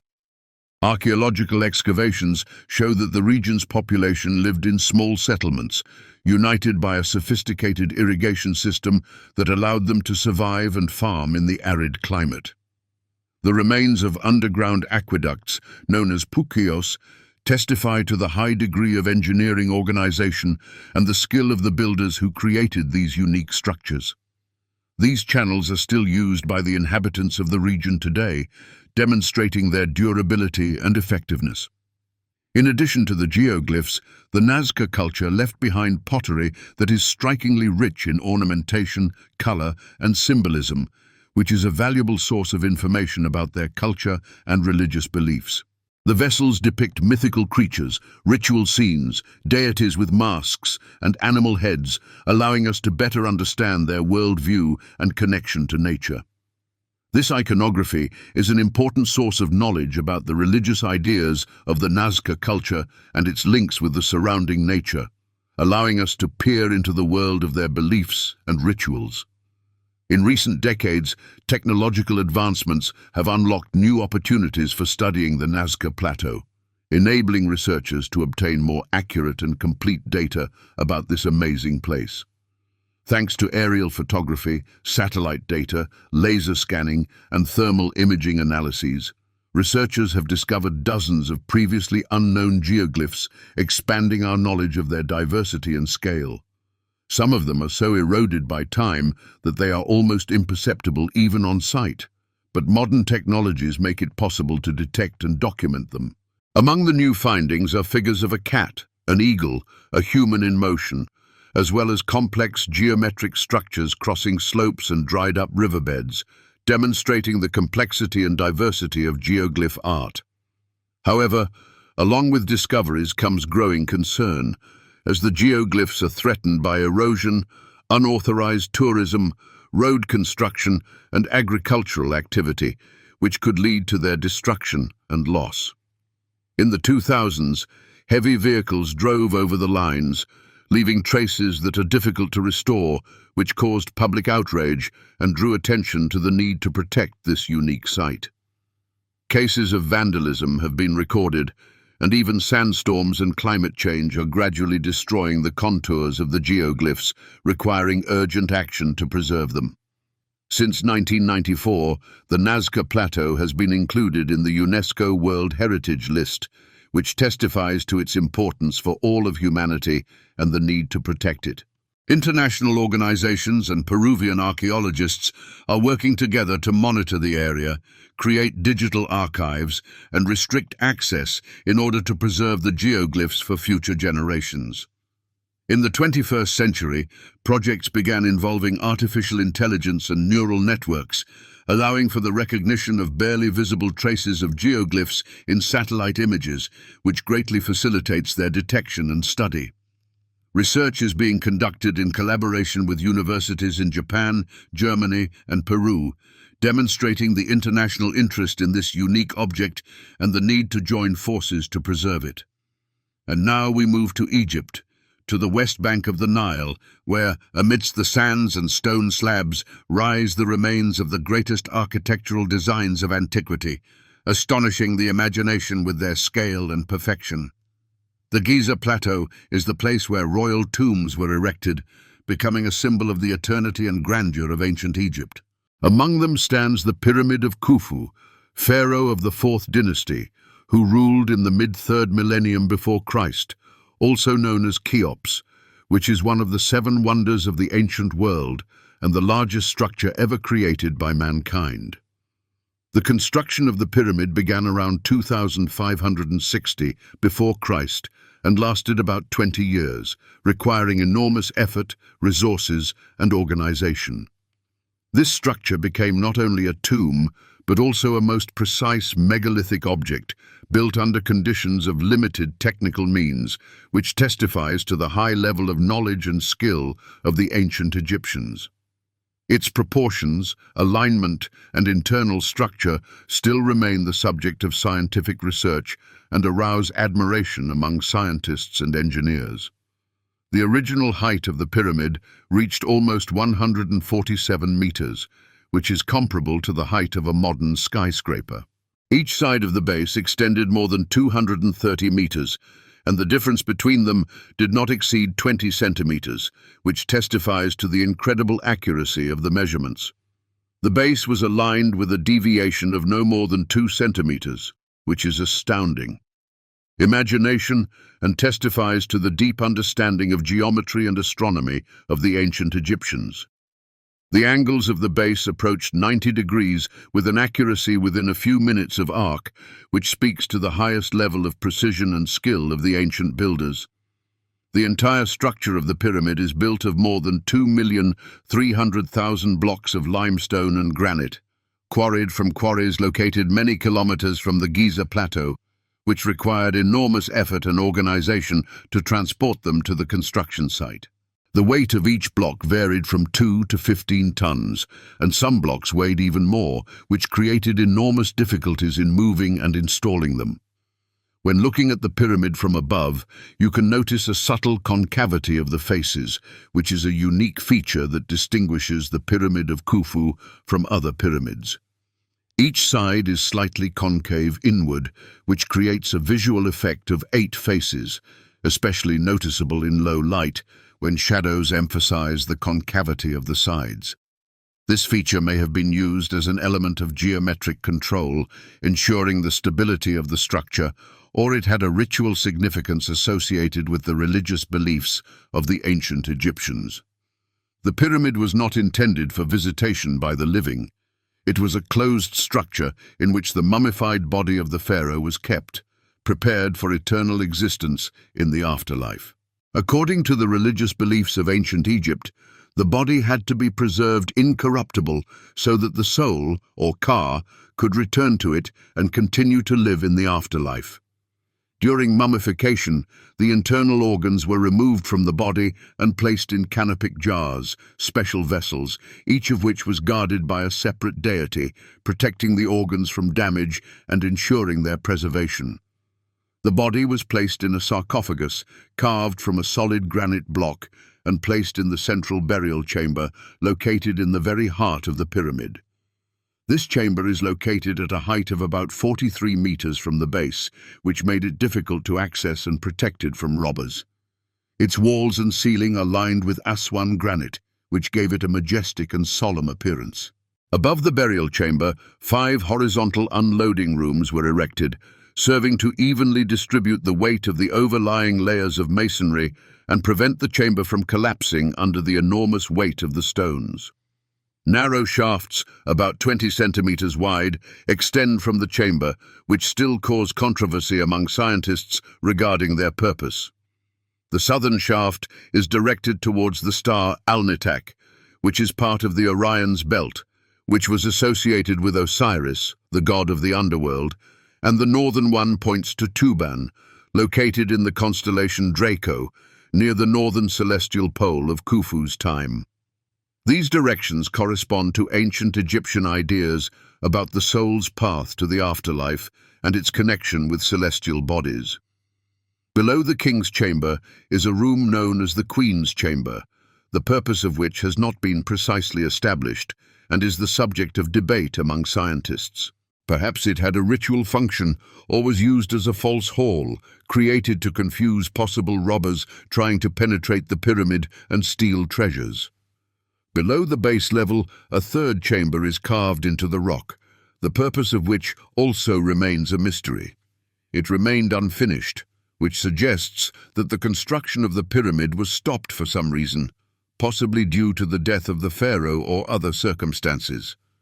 A recessed ditch is carved into its floor, shaped like a sarcophagus, but without traces of processing, which gives the impression that it was intended for something else. The internal premises of the pyramid are connected by a complex system of corridors and galleries, which were carefully designed and built to ensure the safety and protection of the tomb. A key element of this system is the Grand Gallery, a high and long passageway leading to the burial chamber, creating an impression of grandeur and solemnity. Its vault is made in the form of ledges, ensuring the stability of the masonry and preventing its collapse. The design of all passages is calculated taking into account the directed load and difficult access, which testifies to the high level of engineering knowledge and skill of the ancient Egyptians. The pyramid was looted in ancient times, which is a sad fact, but testifies to the value and significance of its contents. When in the 8th century of our era, Al-Mamun's workers cut a tunnel into its northern face, they found only an empty sarcophagus, which was a great disappointment. The technology allowed for the lifting of even massive blocks weighing 15 tons through the coordinated efforts of several dozen individuals, necessitating precise organization and management of the construction process. The organization of labor was strictly centralized and subject to a single plan, developed by experienced engineers and architects who oversaw the pyramid's construction. Excavations carried out by Mark Lehner and Zahi Hawass in the southeast of the Giza Plateau have revealed the remains of permanent settlements where the pyramid builders lived and worked, demonstrating the existence of a well-organized system for supplying and supporting the workforce. These settlements contained bakeries, warehouses, workshops, and living quarters, providing the builders with all the necessary conditions for life and work. People received regular meals consisting of bread, beer, meat, and vegetables, which provided them with the energy needed to perform arduous tasks. Their remains, found in burials near the site, testify to physical strain and considerable exertion, but also to respect for their work, which refutes the myth of slave labor in the construction of the pyramid. The burials were accompanied by tools, and the bodies themselves were laid out in accordance with ritual formulas, which suggests that the pyramid builders were respected in society and their work was considered important and significant. These people were not slaves, as some theories claim. They were Egyptians, serving the king and the state, and receiving reward and respect for their labor. Their participation in construction was part of a general social order in which personal contribution had sacred significance and was considered an expression of devotion to the pharaoh and the gods. Regarding the pyramid structure itself, most researchers agree that its interior spaces were laid out at an early stage of construction and formed during the building process, rather than being carved out after completion, which greatly simplified the task for the builders. The king's chamber, the grand gallery, and the shaft system were not cut out post factum, but were constructed according to a pre-prepared plan developed by the architects, which demonstrates a high level of planning and construction organization. This means that the blocks were laid with pre-existing gaps and voids corresponding to the future rooms, which avoided the need to cut them out after construction was completed. After the masonry was completed, these spaces were leveled, processed from the inside, and transformed into a cohesive architectural system that ensured the safety and preservation of the tomb. Granite slabs covering the pharaoh's chamber were lifted and mounted in place using specially prepared channels and platforms, requiring tremendous effort and precision. Their weight reached 40 tons, and each element was laid taking into account the distribution of vertical load, which ensured the stability of the structure and prevented its collapse. The narrow shafts extending from the chambers were also not hollowed out through already laid masonry, but were formed during construction by alternating blocks with provided openings, which greatly simplified their creation. This explains their rectilinear shape and preserved orientation, which was carefully verified and had symbolic meaning. Some shafts are directed towards certain stars, which is associated with religious ideas about the afterlife journey of the pharaoh and his connection with the celestial bodies. The orientation of the shafts is confirmed by engineering measurements and astronomical analysis, which indicates the profound knowledge of astronomy among the ancient Egyptians. In the 21st century, the possibilities of studying the pyramid have expanded thanks to the development of technologies that allow exploring its internal structure without damaging it. For example, the use of muon tomography has made it possible to explore the internal structure of the pyramid without opening it, revealing hidden cavities and structures. In 2017, the Scan Pyramids International team discovered a vast void above the Grand Gallery in the thickness of the pyramid, which became a sensational discovery and aroused great interest in the scientific community. Its shape, volume, and purpose are still the subject of discussion among scientists, but it is undoubtedly an important element of the pyramid structure. This finding does not mean the existence of a secret room, but it confirms that there may be elements in the structure that were previously unknown, and that the Pyramid of Khufu holds many secrets waiting to be revealed. Miniature robots have been developed to study the narrow shafts, capable of penetrating the most inaccessible places. In the early 2000s, one of these devices reached a copper door in the shaft extending from the Queen's chamber, which became another important discovery. Behind the door, another small space and a second slab were discovered, which fueled interest in exploring the shafts and searching for new secrets of the pyramid. New attempts to move forward continue with the use of probes that can transmit three-dimensional images and density data, allowing a more detailed study of the internal structure of the pyramid. And now we come to the last stop on our journey, located off the southwestern coast of the Japanese island of Yonaguni, within the Ryukyu archipelago, among coral reefs and sea currents, where an underwater structure lies, which since its discovery has caused controversy among scientists and researchers and remains one of the most mysterious and discussed underwater finds. Its massive outlines are at a depth of about 25 meters. Nevertheless, a significant part of the scientific community approaches these findings with caution and skepticism, calling for a more thorough study of the object and the use of rigorous scientific methods to confirm the hypothesis of its artificial origin. Japanese and international geologists point out that the structure consists of sedimentary limestone, which, under subaerial and underwater weathering, is prone to forming natural linear shapes that mimic artificial structures. In the tectonic activity characteristic of the region, cracks in the rock may be parallel, forming stepped faults and blocks resembling stairs and platforms. Weathering along the layers and faults gives a visual effect of clear edges, which is especially noticeable when water and sand are cut, creating the illusion of man-made elements. In addition, no cultural artifacts have been found in the Yonaguni area, such as ceramics, tools, remains of buildings or burials, that could indicate the existence of an ancient settlement, which contradicts Professor Kimura's hypothesis about the man-made origin of the monument. Geologists also make comparisons with other natural objects that have similar characteristics.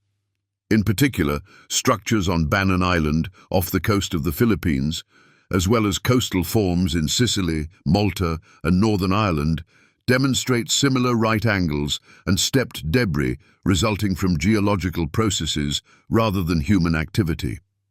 Such forms are possible as a result of repeated shifts, erosion, and stratification of rocks, which is a natural process that does not require human intervention. Professor Kimura and his followers continue to publish maps, photographs, and reports, insisting on the need for large-scale underwater excavations to confirm the hypothesis of the man-made origin of the Yonaguni monument. However, skeptics point to the lack of stratigraphic data, a cultural layer, and provable manual processing, which makes Professor Kimura's hypothesis insufficiently substantiated from a scientific point of view. So far, none of the scientific publications that have been peer-reviewed and published in reputable international academic journals have confirmed the artificial origin of the structure with sufficient rigor, which casts doubt on Professor Kimura's hypothesis. In international academic journals, the object is classified as a geological formation with a visual resemblance to architectural elements, but arising from natural geological processes. An additional difficulty for accurate interpretation is the location of the monument itself, which is in complex conditions that make it difficult to study. The dive area off Yonaguni is characterized by strong currents, limited visibility, and periodic storms, making research a difficult and dangerous task. Most of the visual data is collected using underwater video cameras and photographs taken during short expeditions, which limits the possibility for a detailed study of the object. Attempts to create a three-dimensional model of the object face technical limitations, and accurate marine stratigraphy has not been developed due to the lack of deep-sea drilling necessary to determine the geological structure and formation history of the monument. Today, the Yonaguni monument remains an unsolved mystery of marine geology and an object of cultural interest, attracting the attention of researchers, divers, and tourists from all over the world. The scientific consensus leans towards the natural origin of the form, but supporters of alternative theories continue to insist on its megalithic character, suggesting that it is a remnant of an ancient civilization that disappeared as a result of rising sea levels. Until large-scale underwater excavations and geochemical analysis are carried out to determine the composition and structure of the rock, as well as to find artifacts associated with ancient culture, the question of the origin of the underwater platform off the coast of Yonaguni remains open and will continue to cause controversy among scientists and researchers. Thank you for listening to the end of our fascinating journey through the most mysterious structures of antiquity, created by the genius of mankind and the forces of nature. We started with the mysterious circle of Stonehenge and followed in the footsteps of ancient builders through Egypt, Peru, the ocean depths, and the Japanese coast, exploring their secrets and mysteries. Each of these places is not only an archaeological enigma, but also a reminder of how little we still know about the distant past and how much we have yet to discover and study. I hope this journey was interesting and informative for you, and gave food for thought about the capabilities of ancient civilizations, their knowledge and beliefs. See you again in the world of mysteries and secrets of history.